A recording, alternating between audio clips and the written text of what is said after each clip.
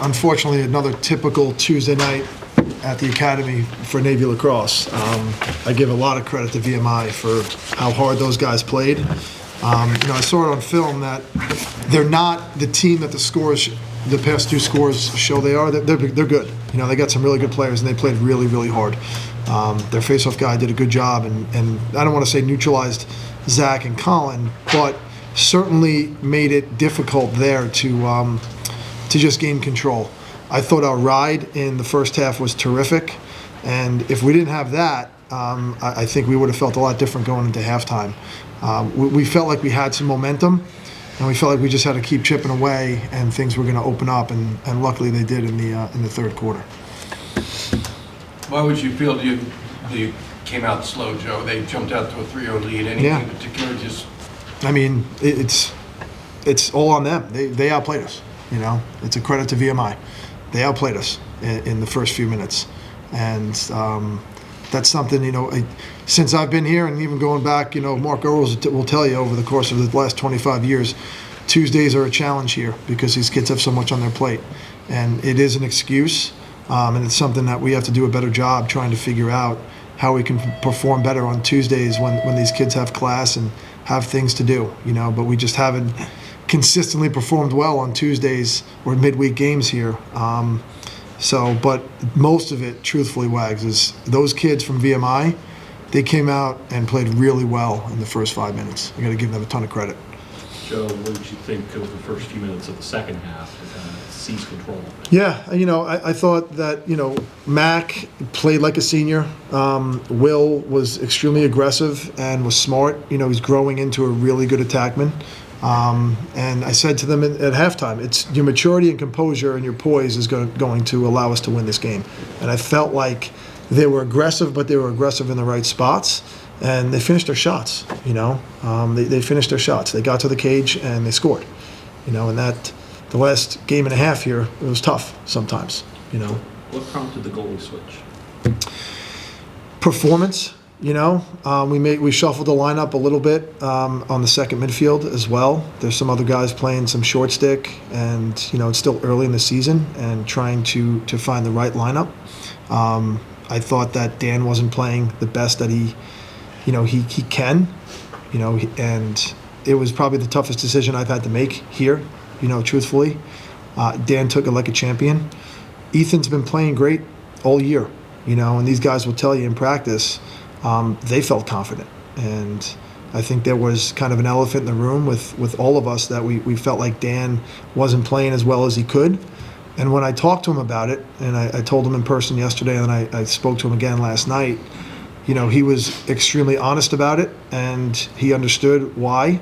And I think it's a long season. I don't know where we go from here with that position in the short term. I'll take the emotion out of tonight and then make a better evaluation on it tomorrow. But I know whatever the decision is, Dan, he's a captain for a reason, and if he gets a chance again, he's going to be at his best, So, tough night for Ethan. Ethan didn't play as well as he could have, but, he's a freshman, finding out he's a starting goalie, taking the position of a senior captain less than 24 hours ago, So, but we had to take a risk. I felt like I had to take a risk to make that decision to either see what Ethan can do, and hopefully give Dan a chance to just rest and watch the game and then get back on it if that's the decision we make. Mac, as a senior, what would there was, I wouldn't say lackluster, but like Coach said, VMI was out hustling, out scrapping you all, and you're only up by 2 goals at halftime. What kind of was the message in the locker room at halftime? Yeah, I think it really came down to energy. Like, they came out in the first 5 minutes and played with a passion, and we were kind of just running around, jogging. There wasn't a lot of fire on our side of the field. And I think coming out of halftime, we realized like, this team is good. They could beat us if we played poorly.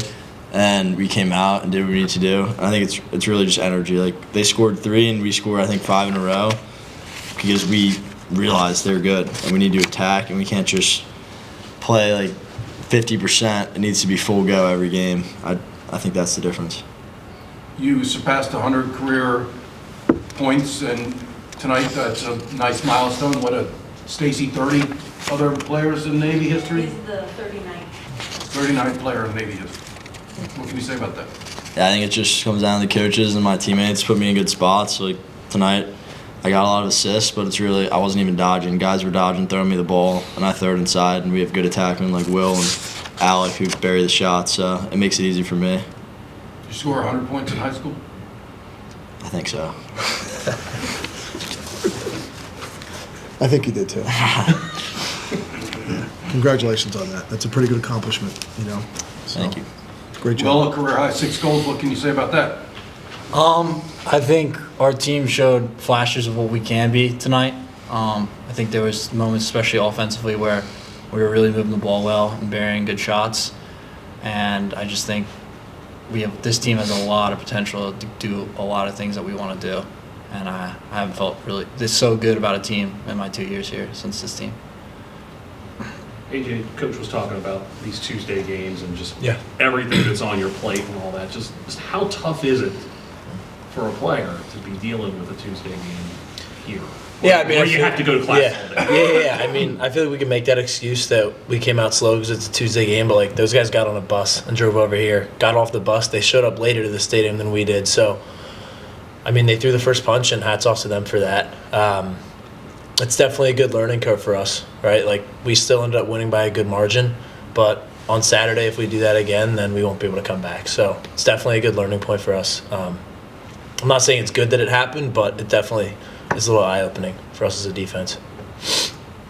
Joe, you mentioned the 10-man ride. You did create a lot of turnovers, and that fueled that 6-0 run that got you the lead.